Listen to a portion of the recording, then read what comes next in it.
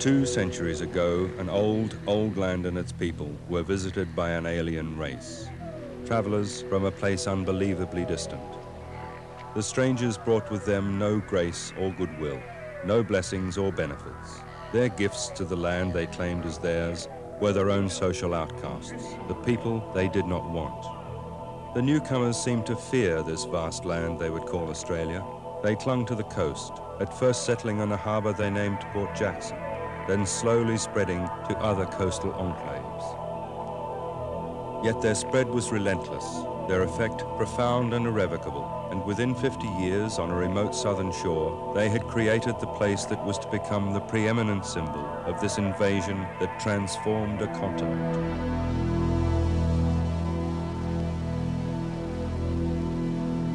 When these bricks were laid, the British considered themselves world leaders in what was seen as the science of punishing and reforming criminals. They had refined techniques of segregating prisoners from society by means of buildings politely called penitentiaries, in which people would learn penitence, and a feared system of banishment with the coldly detached title of transportation. Prisoner at the bar, upon your having been found guilty of the said offence, it is my solemn duty to announce the sentence of this court, which is that you shall be taken from here to be transported to a place beyond the seas for a period not less than 14 years.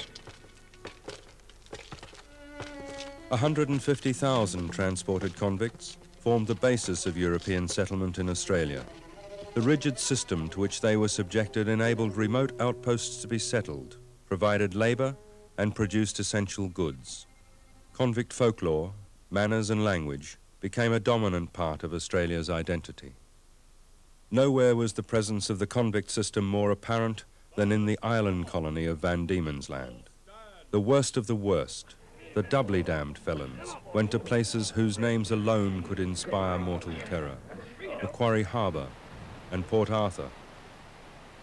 Port Arthur began in 1830 as a convict timber station on a wild inlet of Tasman Peninsula.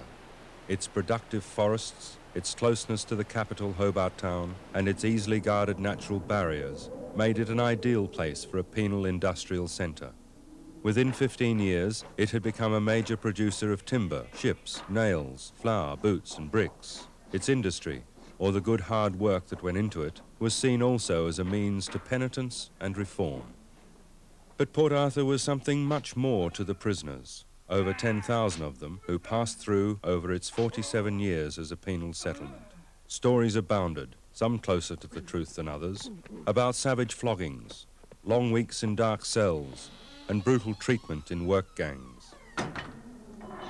By the time the settlement closed in 1877, its reputation as a hell on earth had been made.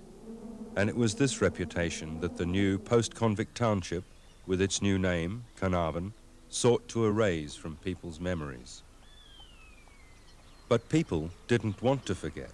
Bushfires that devastated Port Arthur in the 1890s did not stop them coming. Enterprising travel operators turned the town into a tourist centre, creating a whole new industry. In the 1920s, the making of the epic Australian movie For the Term of His Natural Life gave the Port Arthur legend a new impetus. And still the people came, curious to see and touch these silent remains of a troubled past.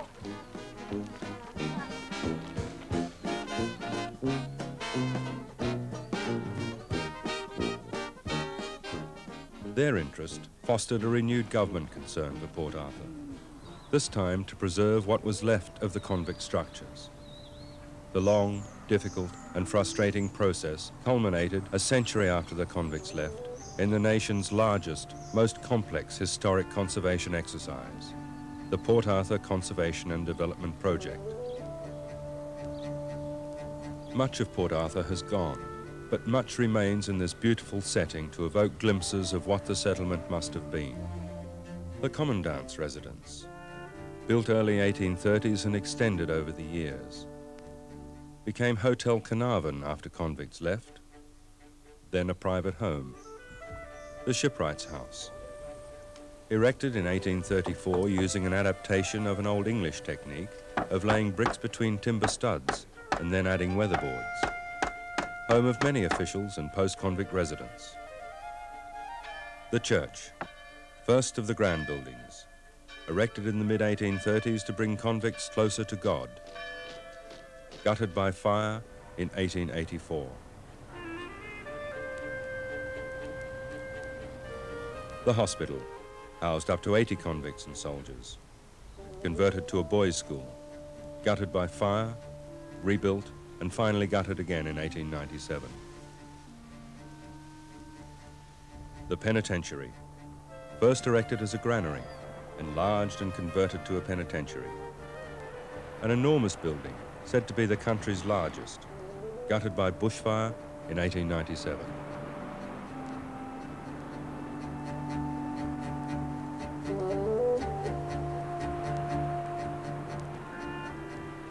O'Brien's Cottage.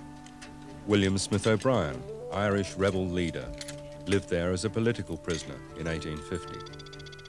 The medical officer's house, built to house an official who had long complained about poor accommodation, then left 2 months after moving in. It became a bustling tourist hotel in the next century. The model prison, built in the late 1840s to follow the model of Pentonville Reform Prison in London, but used more for punishment, held prisoners in solitary and silent confinement for months, and provided dark cells for the unrepentant. Gutted by fire in 1895. The Porpoise Mess, built in the mid-60s as part of a complex to house ex-prisoners. At the end of their sentences, these men had nowhere to go. The Lunatic Asylum, the last of Port Arthur's large convict buildings, housed the mentally ill for a decade, gutted in 1895, then converted into a town hall and council chambers for the new settlers.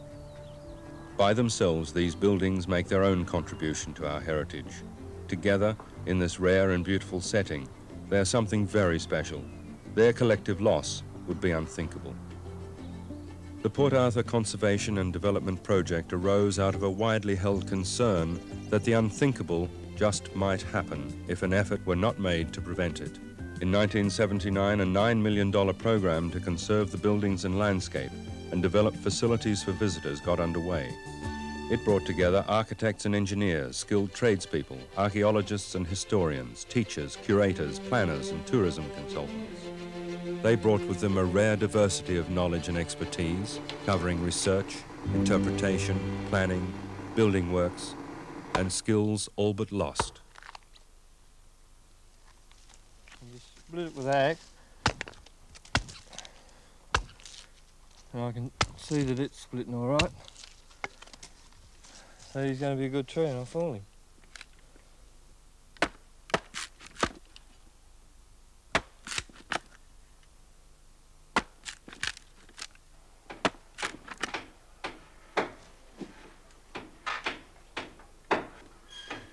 The people involved in their search for answers to old problems speak for themselves. With external fires, the big problem is with the wood shingles. On-site tests have shown the most promising system we've tested to date to be external sprinklers to raise the wood moisture content above 20%. Port Arthur is, as you're probably aware, a very important convict settlement. It's probably arguably the most important convict settlement in the country. It's a group, it's a town of old buildings, if you like, and a town without old buildings is really like a man without a memory, so it's very important to preserve all the remnants of the past that are here. I think a lot of people see restoration as a three-dimensional thing, but I think really to put the buildings into their context, to really bring the buildings to life, you have to consider what I'd call the fourth dimension, and that's the dimension of colour, of texture, and so on.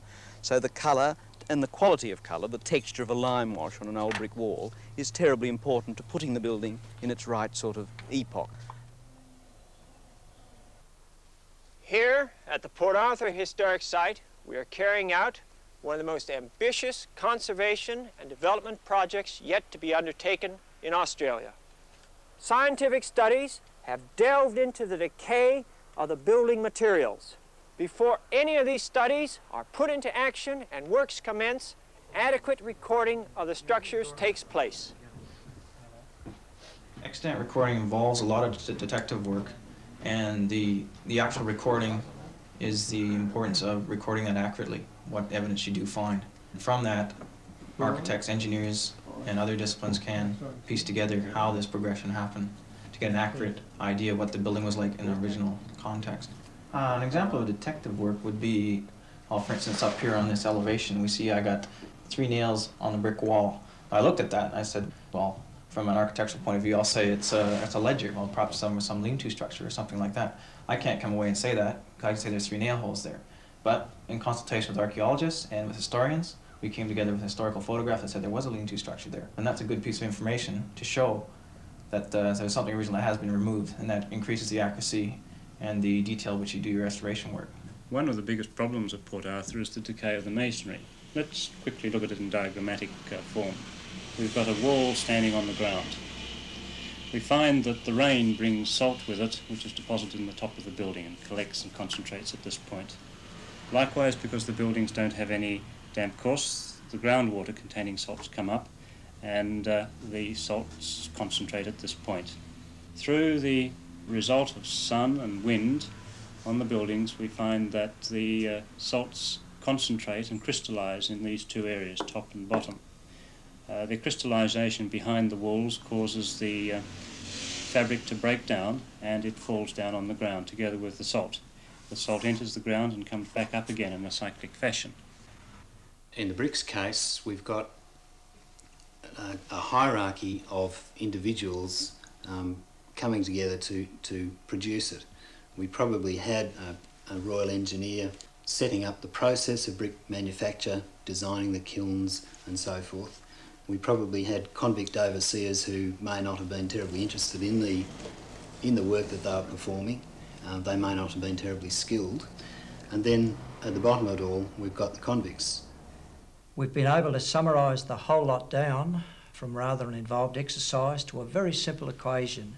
And the equation is a susceptible material plus a soluble salt plus water plus evaporation will give material disintegration. If we can control any one of those disruptive elements, we can halt the disintegration taking place. That has been the thrust of the research, and it's now the thrust of the work that is being carried out in practice. At Port Arthur, we're looking at the materials, the technology used, and the climate. With the materials, we know that the bricks are under fired. They've been fired to 250 to 500 degrees centigrade. We now know that they should have been fired to 1050 degrees centigrade to fix the reactive clays.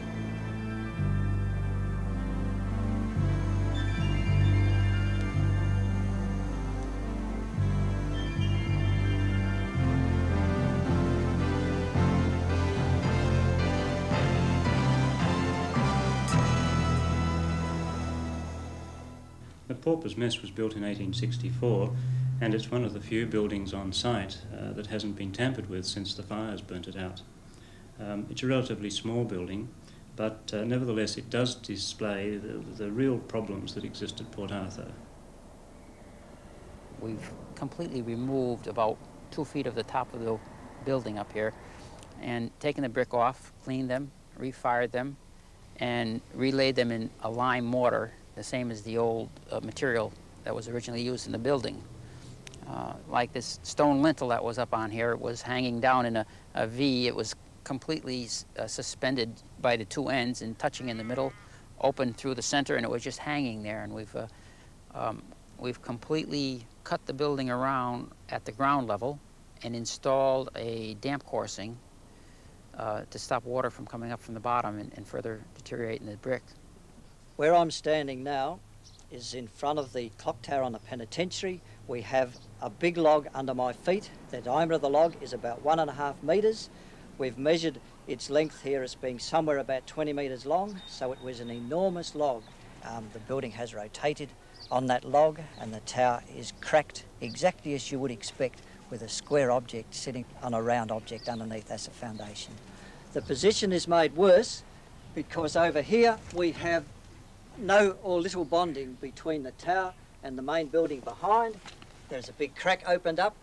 There is no restraint here, and the clock tower is free to move. This is the crack showing the distance that the tower itself has moved away from the rest of the penitentiary. This comes up approximately 50 feet, as you can see, it's about 100 mil wide. I can put my arm down inside it.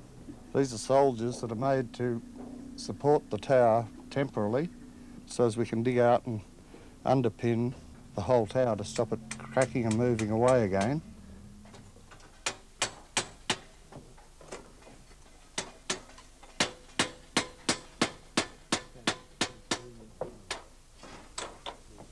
This is a Hespia system we're using to stabilise the building.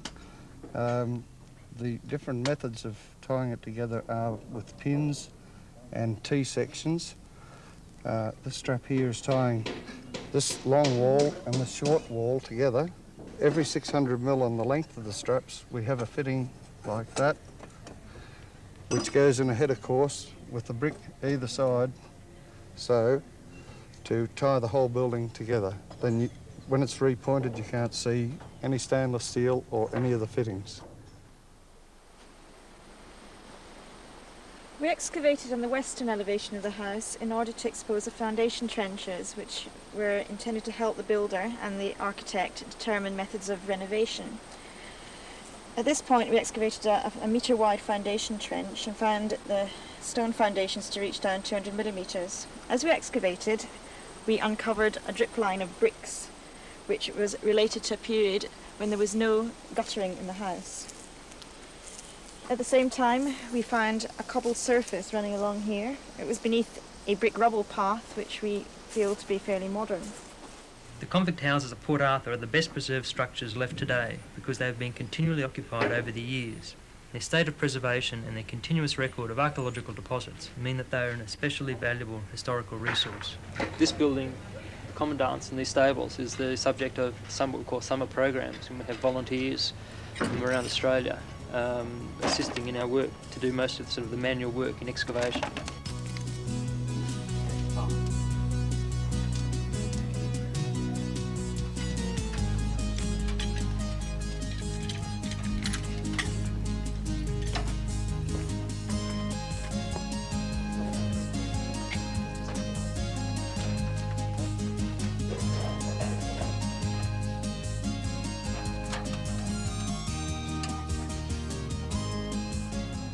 Archaeology and the study of the written historic record are important aspects of this project.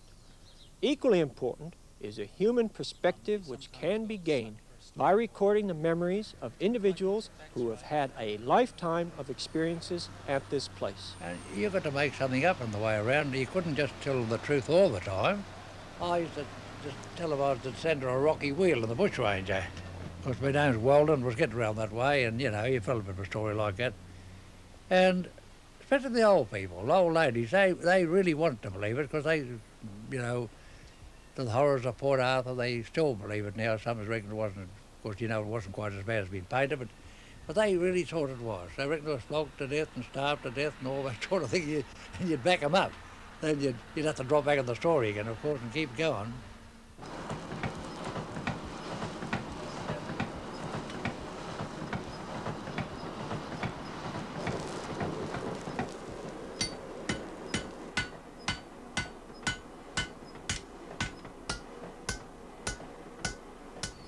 Whenever possible, authentic materials and procedures are used in the restoration of these buildings. This provides a site with a unique texture and feel.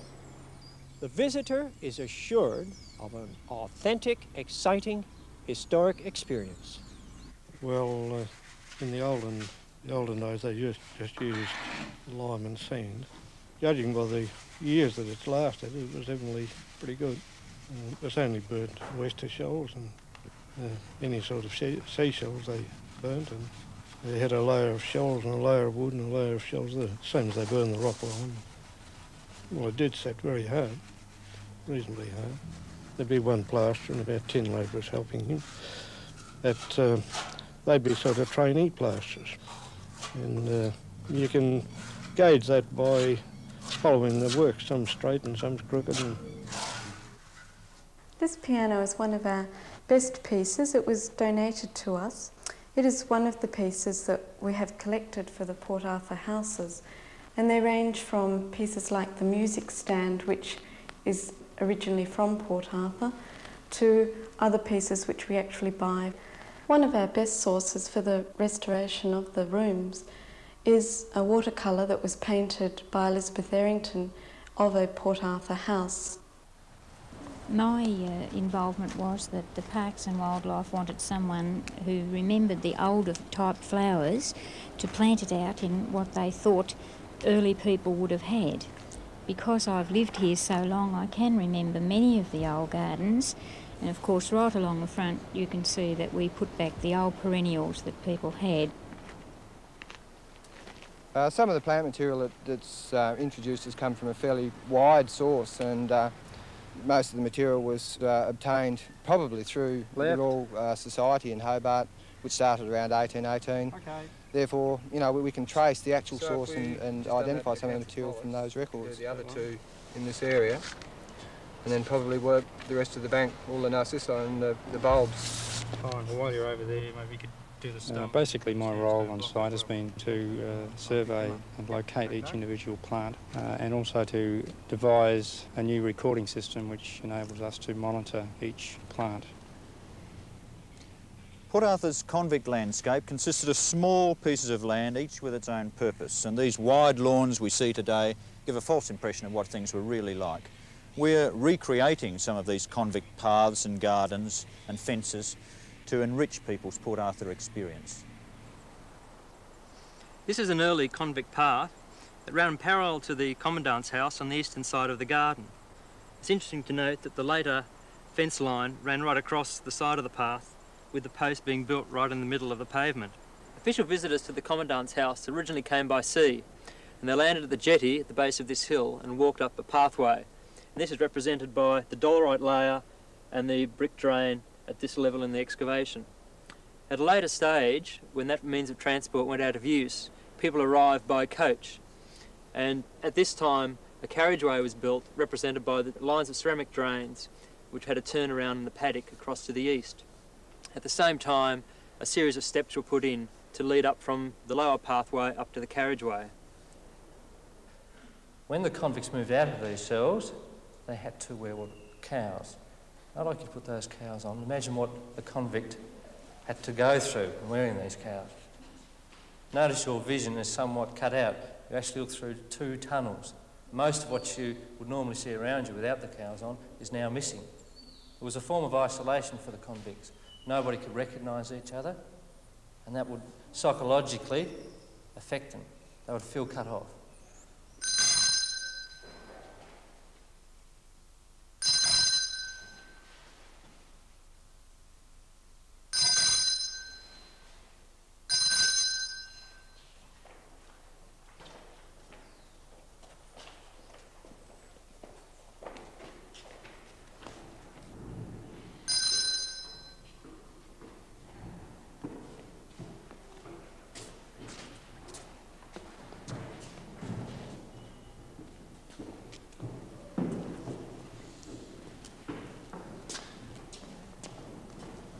This is the Education Centre. Its main role is that it serves as a home base for teachers and their students who come to Port Arthur. From here, they can then go out on site and look at the other activities and buildings that are available for them. It's very important, of course, that teachers have spent quite a deal of time preparing their children for their visit to Port Arthur, and this is, of course, where we can help to make sure that the children have had suitable preliminary activities. Somehow or other we have to bring the site alive for children, and the way we've chosen to do this is by using the children's imagination to try and get them to identify with the people who were here and the people who occupied these buildings.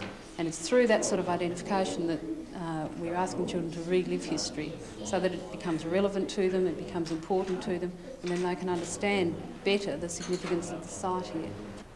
For over 100 years, Port Arthur has, to a fair extent, languished for lack of attention. It's only with the beginnings of the special project in 1979 that we've seen a concerted effort and a commitment by government to make something of Port Arthur and to realise some of the potential that is actually there. For more than 100 years, tourists have flocked to Port Arthur. This tourism has been a double-edged sword.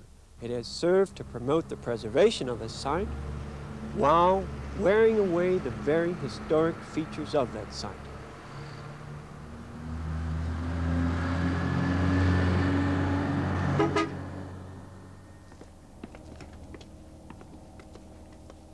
This caravan park is an example of a liability turned into an asset.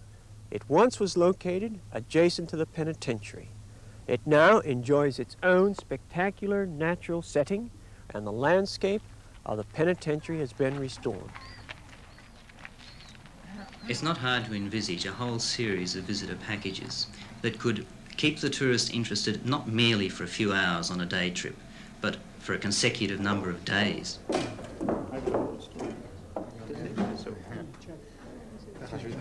Port Arthur was the centre of a network of penal and military stations on Tasman Peninsula. The coal mines, Impression Bay and Cascades, Eagle Hawk Neck, Wedge Bay. Some are gone, some remain to make the peninsula an incomparable adventure in history and nature. The conservation of these places is another story, emphasising that the Port Arthur project is just the beginning. In becoming one of its country's premier tourist destinations, Port Arthur has also taken on a special importance, a place to which the people, in acknowledgement of a need to touch their past, come as pilgrims to a shrine. Port Arthur speaks to all who listen, deepening and widening our understanding of what it was and is to be a European Australian. As the country nears the bicentenary of its European settlement, that message cannot be too often repeated.